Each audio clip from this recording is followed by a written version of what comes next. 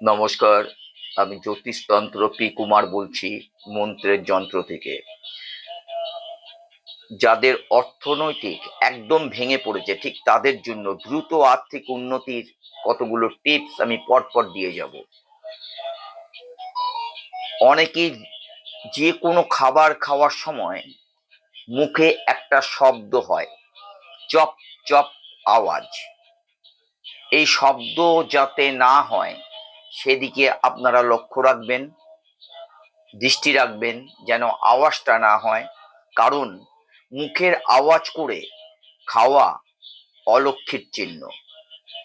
খাবার ধীরে ধীরে এমনভাবে চিবিয়ে খেতে হবে যাতে শব্দ না হয়।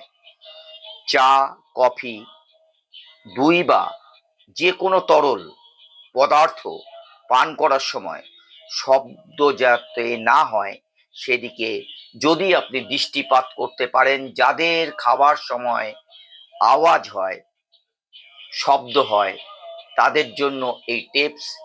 তাহলে কিন্তু আপনাদের খুব দ্রুত আর্থিক উন্নতির দিকে কিন্তু যাবে।